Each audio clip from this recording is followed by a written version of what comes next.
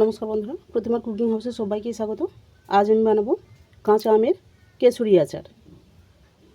Recipe যদি ভালো লেগে থাকে লাইক কমেন্ট শেয়ার সাবস্ক্রাইব করে দিও, পাশে থাকা বেল আইকনটি প্রেস করে দিও, যে কোনো ভিডিও ছাড়ার সঙ্গে সঙ্গে নোটিফিকেশান পৌঁছে যাবে। আচারটা দেখতে থাকো, আশা করি খারাপ লাগবে না। আমগুলো আমি কেটে পরিষ্কার করে ধুয়ে নিয়েছি। এরপর আমের গায়ে কাঁটা চামচ দিয়ে আমি ছিদ্র করে দিচ্ছি। এভাবে ঘন ঘন বিটগুলো করে দিচ্ছি।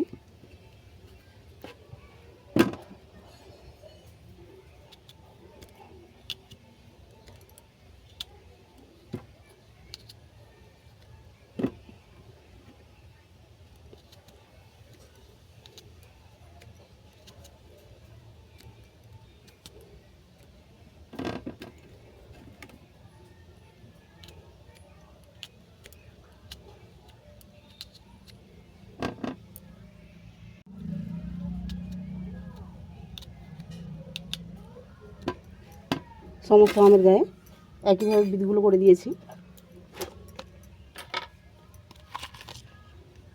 এরপর দিয়ে দিলাম স্বাদ মতো লবণ,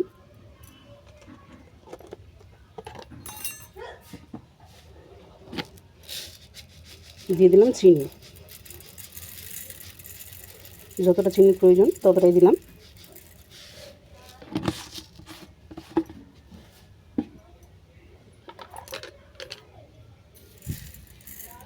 চিনি আর লবণটা ভালো করে মেখে নিচ্ছি।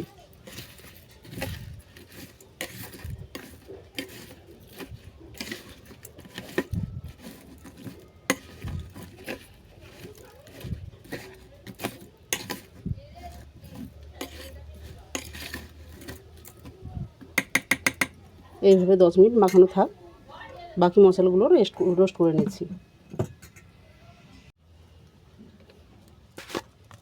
এরপর কড়ার মধ্যে দিয়ে দিচ্ছি জিরে,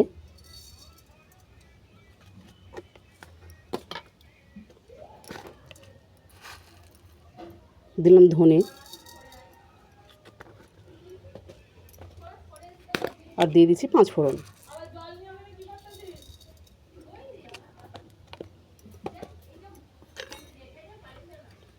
এর সঙ্গে দিয়ে দিচ্ছি তেজপাতা। তেজপাতার শিরাগুলো খুলে নিচ্ছি।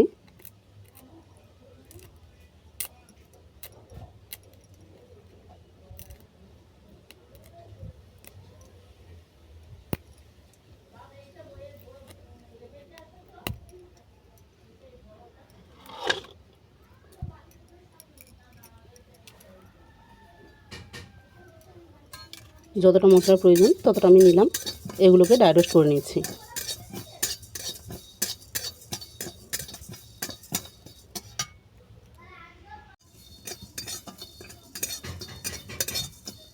মশলাগুলো নেড়ে ছেড়ে মুচমুচো করে রোস্ট করে নিয়েছি। এগুলো কড়া থেকে নামিয়ে নিচ্ছি।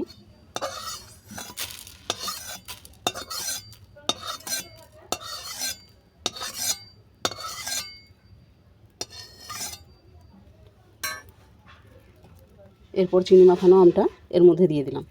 দেখো, চিনি আর লবণ গলে গিয়ে অনেকটা জল বেরিয়ে গেছে।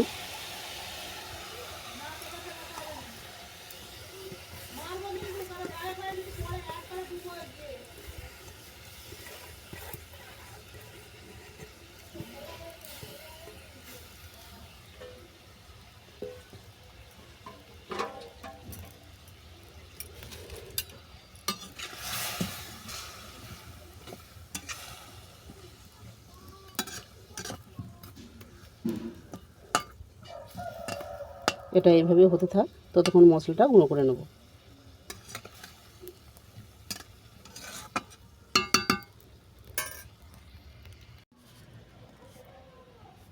সমস্ত মশলাগুলো একই সঙ্গে গুঁড়ো করে নিচ্ছি।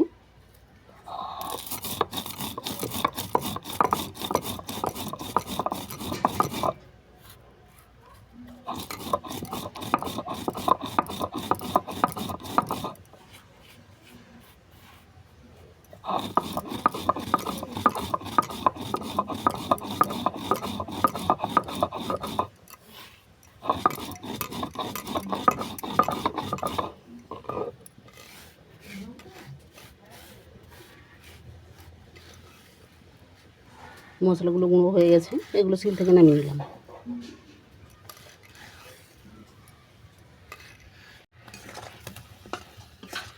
মশলাটা গুঁড়ো হয়ে গেছে আর চিনিটা দেখো একবারেই গলে গেছে।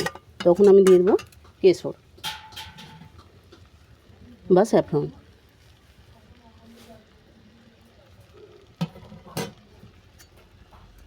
এতে আর হলুদ ব্যবহার করব না।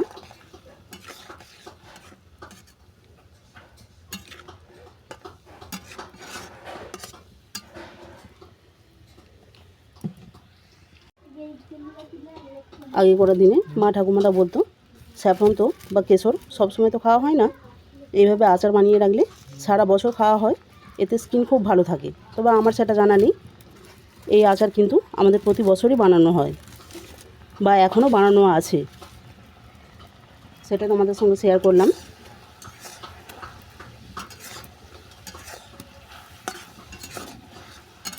দেখো হালকা গোল্ডেন কালার চলে আসছে।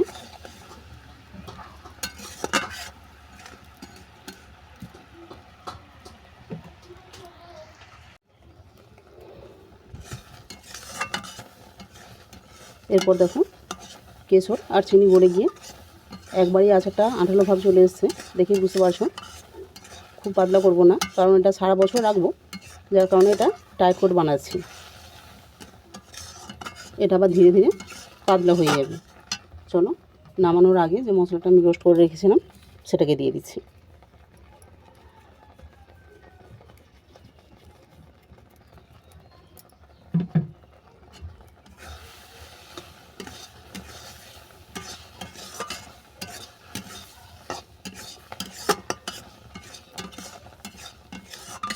মশলাটা ভালো করে মিশিয়ে নিলাম, এরপর এটাকে নামিয়ে নিচ্ছি।